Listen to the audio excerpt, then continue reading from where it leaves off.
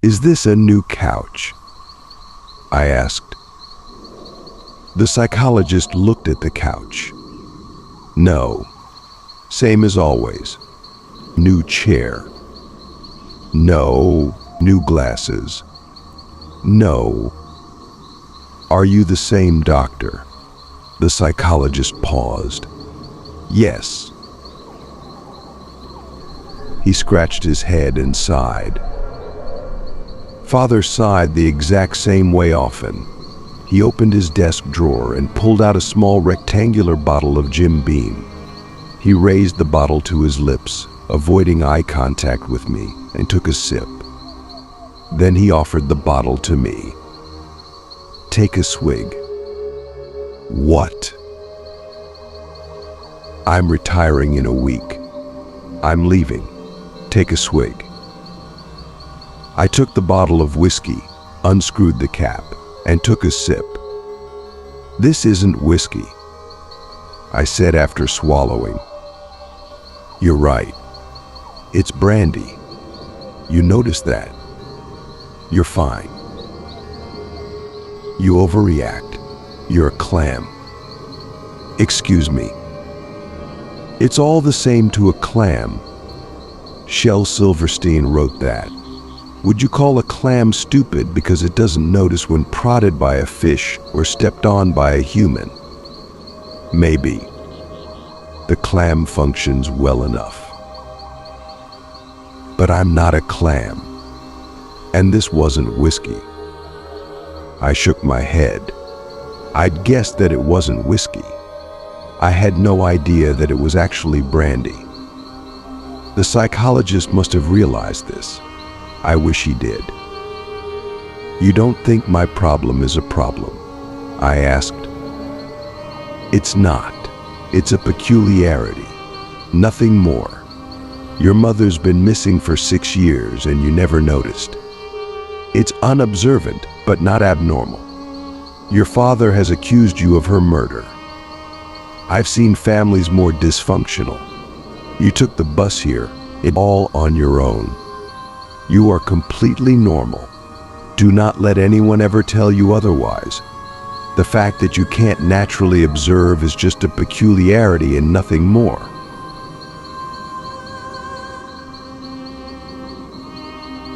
I looked around and scratched the cuticles on my thumbs with my pointer fingers. "Did you switch my room? Something looks different." It was a bad habit, the cuticle scratching. All of my habits were, I suppose. My cuticles were red and raw with hints of blood. I rested 2 fingers against my lips every once in a while, a habit reminiscent of my time as a smoker. My fingers felt yellow, like the old glow from a night spent binge smoking until 4 in the morning, except my smoking had never been from going out with friends. No, I spent hours at night staring at a certain spot, the coffee shop by the bridge, the park with the lights on the trees, even my own home, wondering what looked different. Nothing felt different. That was the problem. Nothing ever felt different. "Not only did we not switch your room, but every room here is exactly the same," said the orderly. "Nay. So even if we had switched you to a new room, still nothing would look different." The orderly wore white. He had brass skin and his forearm muscles twitched when he spoke.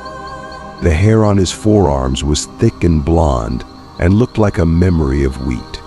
He had dark eyelashes and a heavy nose that seemed to melt from his face. His baggy white pants looked comfortable. It seemed a shame that wearing them out in a social setting would be abnormal. The orangutans are skeptical of changes in their cages. Did the orderly ever wear different pants? When I was 8 or so, while at school, my parents switched my bed for a bunk bed and moved all my older brother's things into my room. I said. Or maybe I switched into his room. He had a lot of things. Clothes and furniture, but also posters, like that Captain Marvel poster.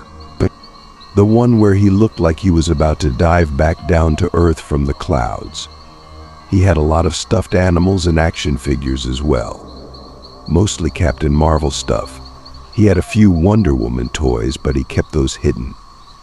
I used to tease him and call them Barbies. He would punch me for saying that.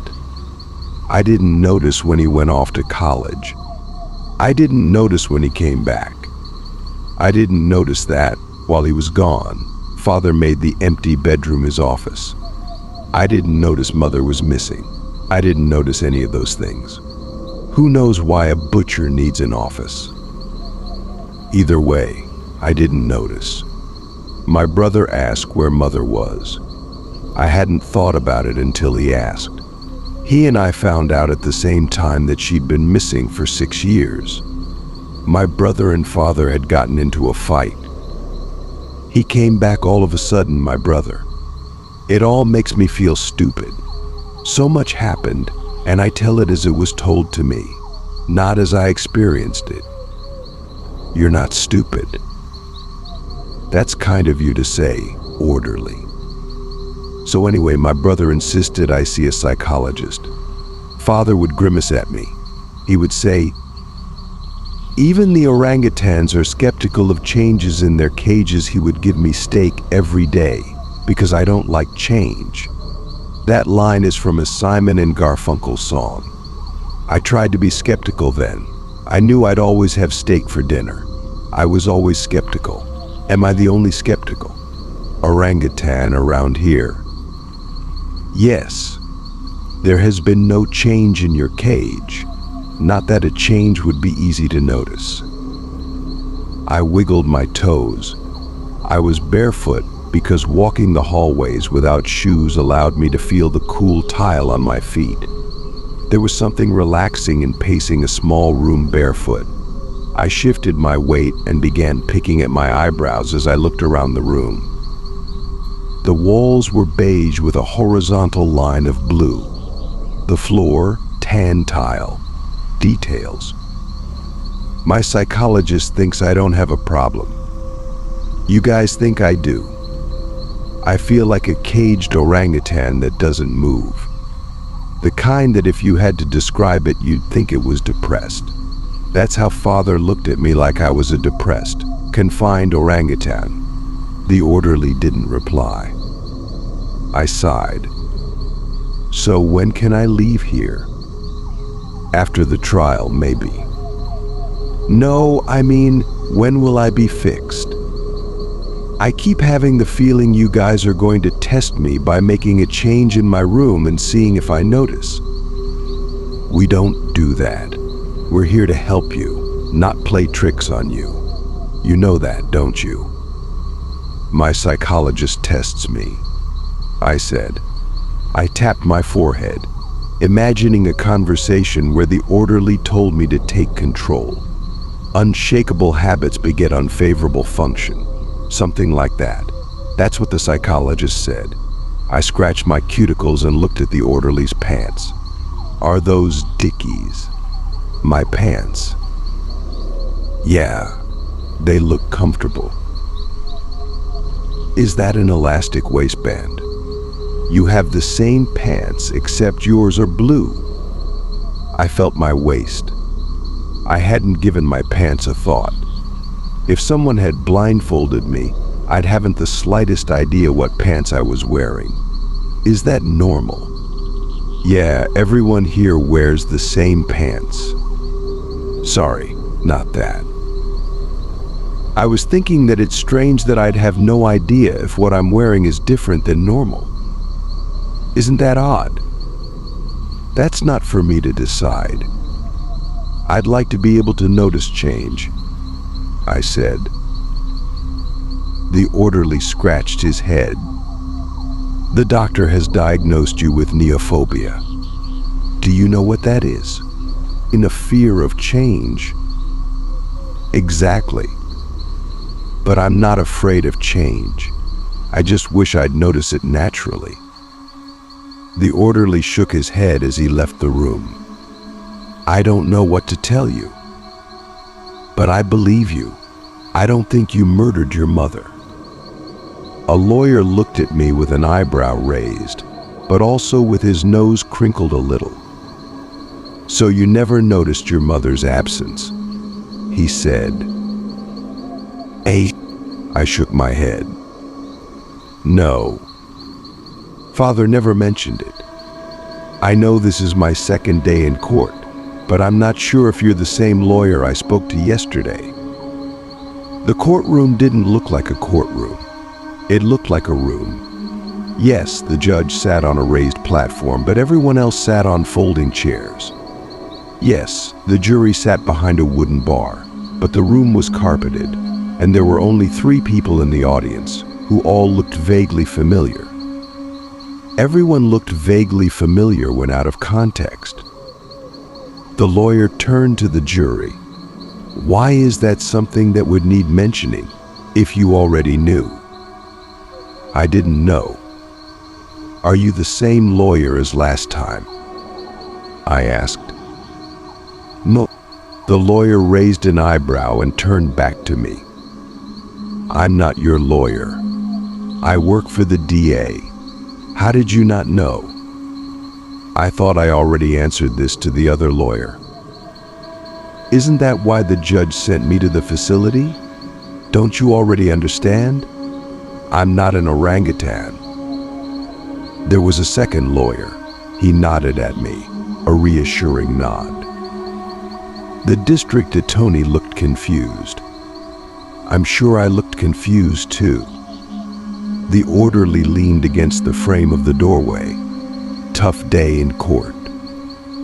I'm just glad to be back, I said. It's comforting here. I like the padded floor and walls. I don't like it out there. I can never shake the feeling that everyone's playing a big trick on me, moving things around and laughing because I don't notice. I hate it when people laugh at me. The orderly had brass skin and thick blonde hair on his arms. He had a heavy nose and dark eyelashes. His forearms were thick like an ape's. He looked familiar, but you could never be too certain. Everyone looked vaguely familiar to me. Are you the... Yes, same as always. Is this the same room? The orderly looked at me curiously. You really don't remember? You even mentioned it to me yesterday. The tan walls with the blue horizontal stripe. Now today, padded walls. So this is a different room, I said, wide-eyed. I began scratching my cuticles. I don't like being surprised by change. I don't have a fear of change. No one likes surprises. Yes, this is a different room. So you don't hurt yourself. Your lawyer's request actually says bad news is coming. None of you understand me. Father understands me. He gives me steak every day for dinner and for breakfast. I hate change because I don't notice it. But Father understood. He'd tell me all day that we'd be having steak. Then we'd have steak. And I knew nothing had changed. The orangutans have nothing of which to be skeptical. I knew I'd be having steak. I wouldn't have noticed if one day I didn't, but it was more comforting not having to worry about not noticing a change. Steak every day? I envy you, man. I love steak. Well, after a while he would switch to hamburgers, probably because it was too expensive to give me steak every day. But then we'd go back to steak. We alternated. I didn't like the burgers as much, though. That's understandable. The burgers made me sick sometimes. I wouldn't notice that he'd switch to burgers. They made me sick sometimes with their crunch. That's why I started seeing the psychologist. Why would you see a psychologist for a crunchy hamburger? Oh, not about that. Sorry. I mean, mother missing for 6 years and I never noticed. That's what I was thinking. That's crazy. I love her. That's why I began seeing the psychologist when I found out she'd been missing for 6 years and I never noticed. But now I'm here, in this psychiatric facility. Perhaps this is where I belong. I scratched my cuticles with my pointer fingers. Wherever I was, I'd always been there. Whomever I met, I'd always known. Whatever I ate, I'd always eaten. Whatever I'd think, I'd always thought. Not noticing change meant never getting excited, never pleasantly surprised, never owning, never having, just seeing, never observing. I recognized this, but unless I made a conscious effort to observe, everything passed by me unnoticed. "That's crazy," said the orderly.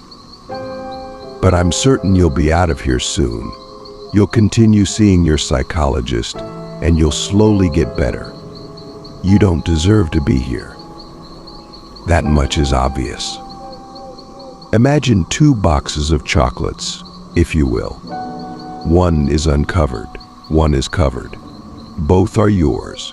You would notice immediately if the uncovered had missing chocolate. Missing chocolates from the covered, however, could only be noticed once the cover was removed. This is how the butcher's son lives his life. Every uncovered box in his world is covered, while you or I would notice missing chocolates immediately by just glancing at the box. He wouldn't notice unless he actively wanted a piece of chocolate and it wasn't there. A favorite sofa, even if it were the only piece of furniture in his otherwise empty home, would only be noticed as missing once he intended to sit on it, and not a moment before. The rest of us would notice the second we set foot inside the home. And his father kept feeding him steak. He pointed out the front door of the courtroom, for some reason, instead of at me in the witness stand. I guess father was here too, somewhere. I hadn't seen him since this case began. The DA stood, objection, move to strike. The other lawyer turned to the judge. "It's all about the evidence, Your Honor." The judge looked at both clients. Overruled. "I want to see where this goes." Same couch. The psychologist looked at me like I'd covered myself in shit. He didn't reply to my question. He really did not like me. It was the exact same look father always gave me. I'd been released from the psychiatric facility. I wasn't guilty. I did not murder mother. Now both father and mother were missing. I just needed to see my psychologist. The orderly looked apologetic as I'd left. I'd taken the bus straight here. The psychologist always made himself available to me. He felt sorry for me too, I think. "Yes, this is the same couch," the psychologist said, sighing. He took a swig from his bottle of Jim Beam. "Do you understand what happened in court today?" Pity was common. People always felt sorry for me because of my debilitating stupidity. The orangutans are skeptical of changes in their cages. They are especially skeptical of the clam. Yes. Apparently father is now the alleged murderer of my mother. I only get to see bits and pieces of the trial when I'm on the stand. But I'm not stupid. I could figure that much out. I still can't believe it. The psychologist stood from his chair and walked to the window. He stared at the parking lot down below. I watched him, wondering what I missed. That's why I hated change. I obviously missed something, but I had no idea what. I missed something. The psychologist's complexion became slightly pale, but also a tinge green, as if he suffered from food poisoning. He turned, grabbed his keys from the desk and coat from the hook by the door. "Come with me," he said. "This will all be over soon. We're going out for lunch." Lunch. The psychologist held the door open for me. "Yes, let's go." I wrapped my fingernails on the table. Why were we out to lunch? At Outback Steakhouse. The waiter approached. What will we be having today? One steak, said the psychologist, for the young man across from me. You're not eating? I asked. Not right now, no, that's all, thanks. The waiter nodded and left. I looked around the restaurant. A giant boomerang hung from the wall. Do Australians actually use that? The psychologist cleared his throat. Do you understand what happened in court? I nodded. Father is wanted for the alleged murder of mother.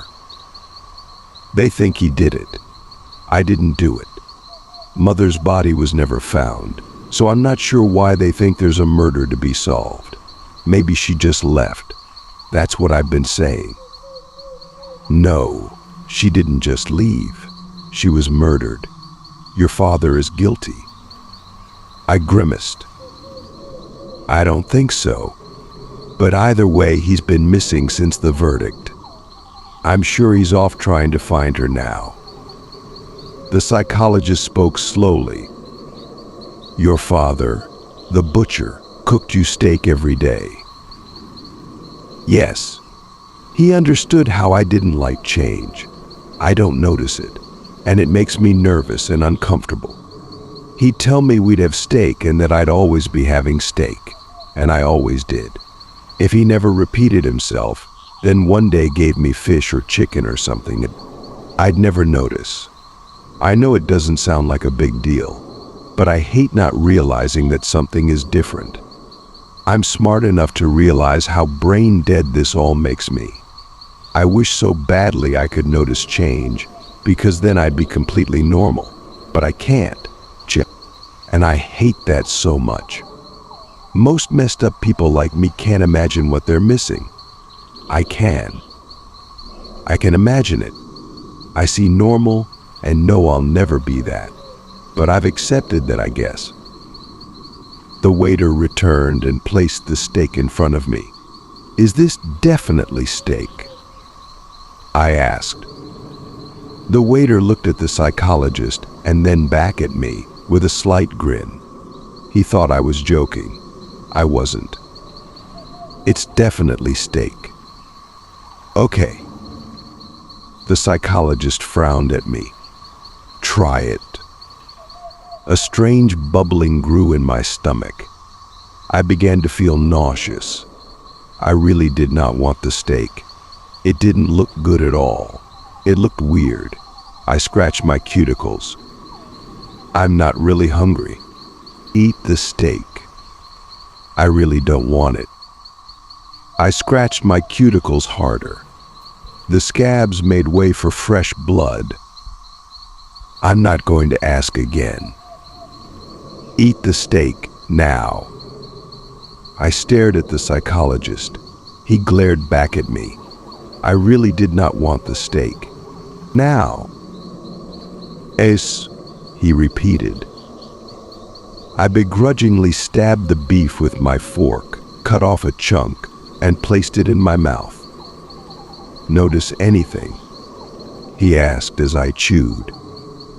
I felt nauseous, but forced it down. I placed the fork down and took a large sip of water. I did not want to be here, and I did not want to eat this steak. No, of course not. Nothing. I shook my head. Nothing. Take another bite now. What you have there is a T-bone steak. That's an expensive cut from the short loin, and if the butcher did it right, a tiny piece of the tenderloin. That's my favorite part of the T-bone steak. The psychologist pointed again. Take another bite. I forced myself to pick up the fork, cut off another piece, and chew. It doesn't taste different to you. The nausea subsided. I chewed slower. I suppose I'm enjoying this taste more than I remember enjoying the taste of Father's steak. So you notice a difference? I suppose I do, yeah. So I'll just tell you exactly what someone without your condition would notice. he would have immediately noticed that the steak he's eating now tastes far different from the steak his father fed him. He would have noticed it looked way different, smelled way different, and even felt way different. He would. Immediately. You never liked your father's steak. That's true. But you like this steak. I kept on eating. Yeah. I guess I do. The psychologist pressed on, his hands clenched on the table, a weird grin on his face. Your mother's body was never found. We can't even be sure that she was murdered. I already told you. She was murdered. You never had steak for dinner. The psychologist said. He looked excited. He was smiling. Yes, I did. I had steak for dinner and for breakfast. The psychologist shook his head, smirking. No, you didn't. You had steak before your mother died, but after she died. After she died, Father cooked steak every day. No. The psychologist's smile broadened by the second. He looked deranged now. You never had steak for dinner because you wouldn't know the difference. The orangutans are skeptical of changes in their cages. The clams, well, it's all the same to the clam. Your father killed your mother. Your father killed a lot of people. You had meat for breakfast and dinner, but it wasn't beef. No, it was never beef. Your father had a room, your brother's old room. That room became your mother's. Your father prepared your every meal, every day, but it was never steak. I dropped my fork. It clanged on the table. I dropped the knife too. It was hard to breathe now. I missed something. The psychologist began laughing hysterically.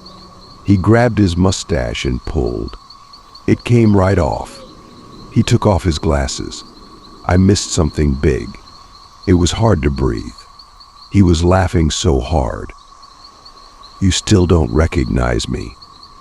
You're so stupid. This disguise cost $2. He took a handkerchief out of his pocket and dabbed tears from his eyes. The handkerchief was stained heavily with blood. You never had steak. For dinner you had your psychologist, he said, wagging the handkerchief. And for breakfast, you had your mother. This is a pretty thrilling story I referenced on Reddit. The original link is below the description for those who are interested. If you want to hear more interesting stories, don't forget to leave a like for the video and subscribe to our channel. Goodbye and see you again.